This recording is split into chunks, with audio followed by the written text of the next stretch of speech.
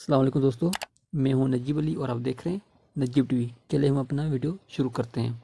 The area of Punjab, इसका जो right answer है वो है 2,05,344।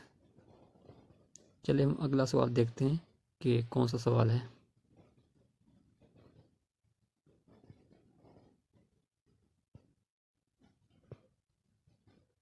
सेकंड नंबर पे, Punjab is bordered by the Indian held Kashmir to.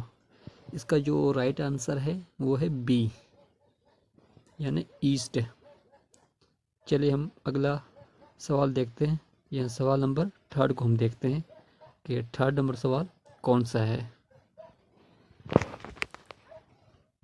Which area is located in the south of Punjab. Punjab के south में कौन सा सूबा वाक़या है। इसका जो राइट आंसर है सी, सिंध। चलिए हम फोर्थ नंबर सवाल को देखते हैं कि फोर्थ नंबर सवाल कौन सा है। How many divisions are in the Punjab. Punjab के अंदर कितनी डिविजन्स हैं।